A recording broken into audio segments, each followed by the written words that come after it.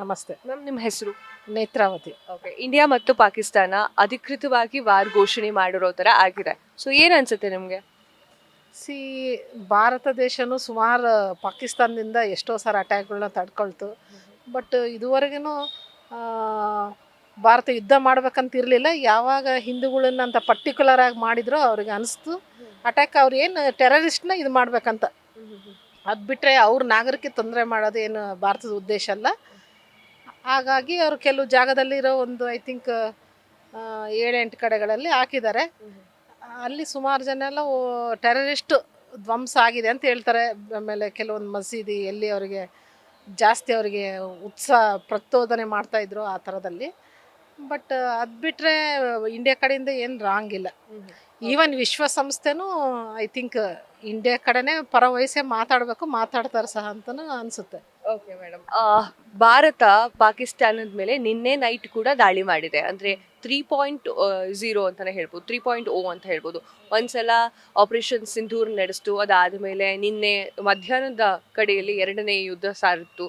ಈಗ 3ನೇ ಯುದ್ಧವನ್ನು ಸಾರ್ತಾ ಇದೆ. ಅದು ಅನಧಿಕೃತವಾಗಿ ಯುದ್ಧ ಆದರೂ ಕೂಡ ಅವರ ಒಂದು ಊರಿಗೆ ಹೋಗಿ ಅವರ ಒಂದು ಏರಿಯಾಕ್ಕೆ ಹೋಗಿ ಹೊಡಿತಾ ಇದೆ ಭಾರತ. ಸೊ ಭಾರತದಲ್ಲಿ ಇದ್ದು ನಾವು ಏನು ಫೀಲ್ ಮಾಡ್ತೀರಾ? ನಮಗೆ ಆ ಬಿಸಿ ಇಲ್ಲಿಲ್ಲ ಈ ಕಡೆ ಏರಿಯಾದಲ್ಲಿ. May be border areas Punjab ಅಥವಾ ಗುಜರಾತ್ ಸಂಪಾಟ್ ಅಥವಾ ಜಮ್ಮು ಕಾಶ್ಮೀರ ಅಲ್ಲಿ ತುಂಬ ಇದಿದೆ. ಈವನ್ ಜಮ್ಮು ನಾಗರಿಕರೆಲ್ಲ ಈಗ ಬಂಕರಲ್ಲಿ ಹೋಗಿದ್ದಾರೆ ಅಂತ. ಯಾಕಂದರೆ ಅವ್ರಿಗೂ ಭಯ ಇತ್ತಲ್ಲ, ಪ್ರಾಣ ಭಯ ಆ ಥರ ಇದೆ. ಆ ಏರಿಯಾಸ್ ಎಲ್ಲ ಸ್ವಲ್ಪ ಪ್ರೊಟೆಕ್ಷನ್ ಆಗಿ ನೋಡ್ಕೋಬೇಕು. ಈಗಾದರೂ ಪಾಕಿಸ್ತಾನ ಬುದ್ಧಿ ಕಲಿಯುತ್ತೆ ಅಂತ? ಅದು ಕಲಿಯಲ್ಲ. ಅವ್ರೇನಂದ್ರೆ ಅವ್ರು ಯಾರೋ ಒಬ್ರು ಹೇಳಿದ್ರು ನೋಡಿ, ನಾವಿಲ್ಲ ಅಂದರೆ ಪ್ರಪಂಚದಲ್ಲಿ ಯಾರೂ ಇಲ್ಲ ಅಂತ. ಅದು ಅರ್ಥ ಎಷ್ಟು ಬರುತ್ತೆ? ಸುಮಾರು ಬರುತ್ತೆ ಅದರ ಅರ್ಥ. ಅವ್ರು ಎಷ್ಟು ಚಿಕ್ಕ ದೇಶ ಆದ್ರೂ ಅವ್ರಿಗೆ ಲೀಗಲಿ ಎಷ್ಟಿದೆ ಅವ್ರಿಗೆ ಒಂಥರ ನ್ಯೂಕ್ಲಿಯರ್ ಆಗಲಿ ವೆಪನ್ಸ್ ಆಗಲಿ. ಬೇರೆ ಅವ್ರು ಯಾವ ರೀತಿ ಆರ್ಥಿಕವಾಗಿ ಅಷ್ಟು ಡೆವಲಪ್ಮೆಂಟ್ ಆಗಿಲ್ಲ, ಆದರೂ ಈ ಥರದಲ್ಲಿ ಮಾತ್ರ ಅವರು ಭಾಳ ಮುಂದುವರೆದಿದ್ದಾರಲ್ಲ. ಹಿಂದ್ಗಡೆ ಯಾರೋ ಕೊಡ್ತಾ ಇದ್ದಾರೆ ಅವರು ಫಂಡಿಂಗ್. ಓಕೆ. ಇನ್ನೊಂದು, ಮೋದಿ ಅವರು ಎಲ್ಲ ಒಂದು ಅಧಿಕಾರವನ್ನ ಸೈನ್ಯಕ್ಕೆ ಕೊಟ್ಬಿಟ್ಟಿದ್ದಾರೆ. ನೀವೇನಾದರೂ ಮಾಡ್ಕೊಳ್ಳಿ ಅಂದ್ರೆ ಭಾರತ ಪಾಕಿಸ್ತಾನವನ್ನ ಹೆಡೆಮುಡಿ ಕಟ್ಟಿ ಅಂತ ಹೇಳಿ ಮೋದಿ ಅವರು ಎಲ್ಲ ಅಧಿಕಾರವನ್ನು ಸೈನ್ಯಕ್ಕೆ ಕೊಟ್ಟಿದ್ದಾರೆ. ಏನಂತ ಮೋದಿ ಅವ್ರ ಬಗ್ಗೆ ಹೇಳೋಕ್ಕೆ ನಮಗೆ ಮಾತು ಕಡಿಮೆನೇ ಅನಿಸುತ್ತೆ. ಯಾಕಂದರೆ ನಮ್ಮ ದೇಶದಲ್ಲಿ ಇಷ್ಟು ರಾಜಕೀಯ ವ್ಯಕ್ತಿಗಳಲ್ಲಿ ಮೋದಿನೇ ಭಾಳ ವಿಶೇಷ ಅಂತ ಹೇಳ್ಬೋದು. Irrespective of any political party is the right person to handle India ಅಥವಾ ಇನ್ ದ ವರ್ಲ್ಡ್.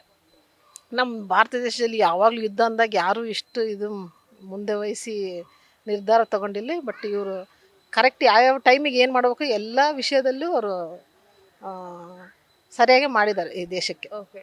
ಪಾಕ್ ಆಕ್ರಮಿತ ಪ್ರದೇಶ POK ಈಗ ರಿಟರ್ನ್ ತೆಗೆದುಕೊಳ್ಳೋಕೆ ಒಳ್ಳೆ ಸಮಯ ಅಂತ ಅನ್ನಿಸ್ತಿದೆಯಾ? ಹೌದು. ಯಾಕಂದರೆ ಯಾವಾಗಲೂ ಅಂತಿದ್ರಲ್ಲ ಮ್ಯಾಪಲ್ಲಿ ಸ್ವಲ್ಪ ಅದು ಕಟ್ಟಾಗಿದೆ ಜಮ್ಮು ಕಾಶ್ಮೀರ ಅಂತ. ಈಗ ತೊಗೋಬೋದು ಈಗ. ಯಾಕೆ ಈಗ ನೋಡ್ರಿ, ಈಗ ಚೈನಾಗೂ ಒಂಥರ ಅವ್ರಿಗೂ ಒಂದು ಭಯ ಬರುತ್ತೆ. ಅವರು ಒಂಥರ ಹಿಂದ್ಗಡೆಯಿಂದ ನಿಂತ್ಕೊಂಡು ಸಪೋರ್ಟ್ ಮಾಡೋದಾಗಲಿ ಅಷ್ಟೊಂದು ಮಾಡೋಕ್ಕಾಗಲ್ಲ. ಯಾಕಂದರೆ ಈಗ ವಿಶ್ವ ಎಲ್ಲ ಕಣ್ಣಿಗೆ ಭಾರತದ ಮೇಲಿದೆ. ಈಗ ಯಾರಿಗೆ ಜಸ್ಟಿಸ್ ಯಾರಿಗಿದೆ ಅಂತ ಚೆನ್ನಾಗಿ ಗೊತ್ತಾಗುತ್ತೆ ಇದರಿಂದ. ಓಕೆ. ಪಹಲ್ಗಾಮ್ನಲ್ಲಿ ಏನಾಯಿತು? ಹಿಂದೂಗಳ ಮುಸ್ಲಿಮ್ರ ಅಂತ ನೋಡಿ ಹೊಡೆದಿದ್ದಾರೆ. ಸೊ ಈಗ ಹಿಂದೂಗಳಿಂದಲೇ ಶುರುವಾಯ್ತಾ ಈ ಒಂದು ವಾರ? ಅದು ಒಂದು ಟ್ರಿಗ್ಗರ್ ಪಾಯಿಂಟ್. ಹಿಂದೂಗಳಂತ ಅವರು ಸುಮ್ಮನೆ ಹೊಡೆದಿದ್ರೆ ಅದು ಬೇರೆ ಆಗಿದೆ. ಆ ಥರ ಅಟ್ಯಾಕ್ ಸುಮಾರಾಗಿದೆ. ಸುಮಾರು ಜನ ಇಂಡಿಯಾದ ಮೇಲೆ ಹಾಕಿದ್ದ ಸೈನಿಕರು ಸತ್ತಾರೆ, ಅಲ್ಲಿರೋ ನಾಗರಿಕರು ಜಮ್ಮು ಕಾಶ್ಮೀರ ಸತ್ತಾರೆ. ಆದರೆ ಇದು ಪರ್ಟಿಕ್ಯುಲರ್ಲಿ ಅವರು ಇವ್ರು ಹಿಂದೂ ಅಂತ ಕೇಳಿ ಹೊಡೆದಿರೋದು ಅಥವಾ ಒಂದು ರೀತಿಯಾಗಿ ಅವರಿಗೆ ಇದು ಮಾಡಿ ಇದೊಂಥರ ಹಿಂಸೆ ಕೊಟ್ಟು ಮಾಡಿರೋದು ಇದು. ಅದು ಅವ್ರ ಹೆಂಡತಿಯರ ಮುಂದೆನೇ ಬರೀ ಗಂಡು ಮಕ್ಕಳನ್ನ ತೊಗೊಂಡೋಗಿ ಹೊಡೆದಿರೋದು. ಅದಕ್ಕೆ ಇದು ಸಿಂಧೂರ ಅಂತ ಕುಂಕುಮ ಅಂದರೆ ಅದರಲ್ಲಿ ಒಂದು ಶಕ್ತಿ ಇದೆ ಅಂತ. ನೋಡ್ರಿ, ಅದು ನಿಜ ಶಕ್ತಿನ ಅನಿಸುತ್ತೆ. ಎಷ್ಟೋ ಸಾರಿ ಆಯ್ತು ಅಟ್ಯಾಕು, ಎಷ್ಟೋ ಜನ ಸತ್ರು ಸಹ, ಏನೋ ಆಯ್ತಲ್ಲ. ಆದರೂ ಇದು ಯಾಕೆ, ಇದೇನು 26 ಜನ, ಎಷ್ಟು ಇದಕ್ಕಿಂತ ಮುಂಚೆ ಎಷ್ಟು ಜನ ಸತ್ತಿದ್ದಾರೆ. ಆದರೆ ಇದು ಯಾಕಂದರೆ ಇದು ಅವ್ರ ಮುಂದೆ ಇದು ಸತ್ತಿರೋದೇ ಒಂದು ಎಲ್ಲರಿಗೂ ಒಂದು ಇದು ಟ್ರಿಗರಿಂಗ್ ಪಾಯಿಂಟ್ ಇಂಡಿಯಾಗೆ. ಕ್ಷಣ ಕ್ಷಣದ ಸುದ್ದಿಗಳಿಗಾಗಿ ಫ್ರೀಡಂ ಟಿವಿ ಸಬ್ಸ್ಕ್ರೈಬ್ ಮಾಡಿ, ಲೈಕ್ ಮಾಡಿ ಹಾಗೂ ಫಾಲೋ ಮಾಡಿ. ಹೊಸ ಸುದ್ದಿಗಳ ನೋಟಿಫಿಕೇಶನ್ಗಾಗಿ ಬೆಲ್ ಐಕಾನ್ ಮೇಲೆ ಕ್ಲಿಕ್ ಮಾಡಿ.